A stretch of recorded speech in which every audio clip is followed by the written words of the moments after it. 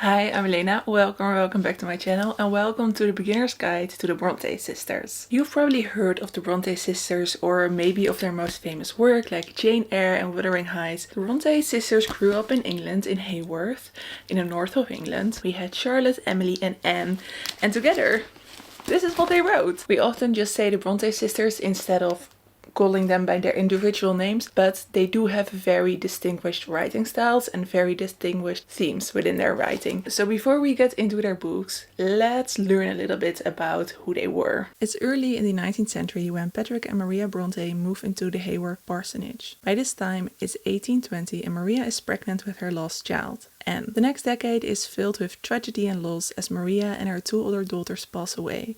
Charlotte, Emily and Anne are sent to schools but never remain long due to the poor living conditions and costs. Their father is a passionate reverend who has many books in the house. The girls educate themselves and each other. They start working as governesses and school teachers and eventually decide to publish a book of poetry together. They use the pen names Acton, Currer and Alice Bell. Not until they start writing novels did they experience success. Especially Charlotte's Jane Eyre was a bestseller. Emily and Anne died before they turned 30 of tuberculosis, and not a decade later, Charlotte died of complications during pregnancy. Together, they wrote 7 novels. Now that you know who the Brontë sisters were, it's of course time to figure out where to start with their works. All of the Brontë sisters started writing poetry, but only one of them was really successful in poetry writing, and that was Emily. Emily is one of my favorite poets. She writes gorgeous, dark, romantic poetry that embodies nature in such a gorgeous and unique way. I have made a little bracket that hopefully will help you decide where to start. I've not taken it that seriously because any book you will read by the Brontes will be, in my opinion, an amazing experience, but one.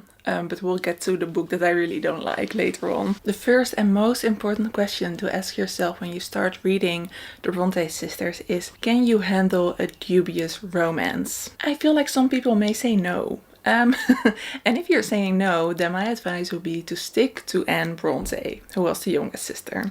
Anne wrote 2 books, Agnes Grey and the Tenant of Wildfell Hall. If you like a slice of life, coming of age kind of book, I would recommend Agnes Grey. Agnes Grey is about Agnes, who is going to be a governess, and we follow her through different jobs, through trying to create an income of her own and to support her family. It's based on Anne's own experiences as a governess, and it's very raw at parts. It's not the most thrilling of all the Brontë novels, but I enjoy it every time I read it. If you want a slow and political novel, I would recommend The Tenant of Wildfell Hall. This is one of my favorites of all the Brontë books. This really is a feminist classic, and we follow a woman who has decided that she wants to leave her abusive husband, and we follow her true life that she is creating for herself and her son. In a Victorian setting, this is very scandalous, but for us now, it is more of a slow meditation on independence. If you are okay with a dubious romance, which I would encourage you to just be okay with, because it's good in these books. Then I got 2 options for you to start with. Do you want a strong female lead and gothic vibes? I would recommend Jane Eyre by Charlotte Brontë. Jane Eyre might be the most famous of all the Brontë novels. In this we follow young orphan Jane throughout her life as she goes to school, becomes a governess and meets some people. And yes, it has a dubious romance that is very divided amongst readers. Jane Eyre is a beautiful exploration of an individual's life, of a woman's life in the Victorian era. And is very, very readable. That's why I would recommend starting with this one. If you want a totally messed up family and very poetic, beautiful writing, I would recommend my personal favorite, which is Wuthering Heights. In Wuthering Heights, we follow 2 families who intertwine over time. We follow Cathy and Heathcliff, who have a very intense and problematic relationship. That's all I'm gonna say about it. This book is truly messed up, but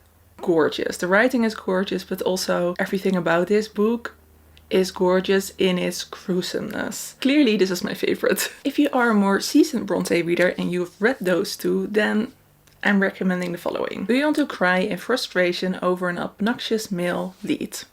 If you do, I will recommend you my least favorite Brontë book, which is The Professor by Charlotte Brontë. Not first published, but first written by Charlotte Brontë. This is about a man who becomes a professor in Belgium to teenage boys and girls, and it's infuriating, and I really disliked it, even though I've read it 2 times. If you want to be enraged, if you want to read something not as good, I recommend The Professor. If you have a more healthy answer to that question and you're saying no, then I have 2 more options for you. Are you looking for a dark, lonely novel with gorgeous writing and an abroad setting? Then I would recommend Villette by Charlotte Brontë. This was her final novel and her masterpiece in my opinion. In this we follow a main character who goes abroad to teach, and we follow her through mental health issues, through weird romance plot settings. I don't want to say a whole lot about this book. It's very dark, it's very clever, it's a slow meditation on life. I really love this. It's such a beautiful layered character as well. If you would like a typical Victorian novel with friendship, romance and politics, I would recommend Shirley. This was a book that Charlotte Brontë wrote in between Jane Eyre and Villette, and in this we follow a bigger cast of characters, so it's a little bit more typical Victorian,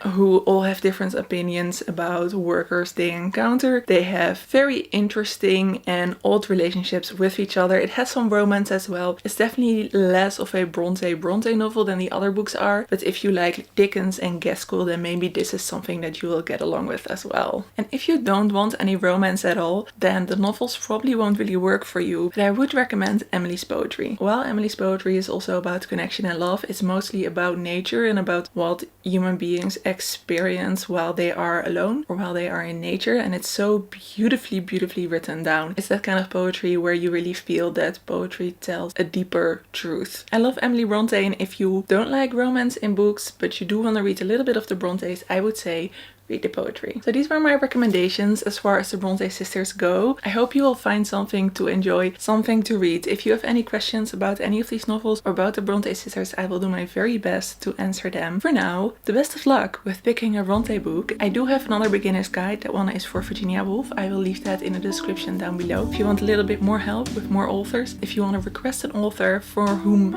I can make a beginner's guide, also let me know in the comments down below. If I feel able to do it, I will make another beginner's guide. Hope you have a lovely day. Doei!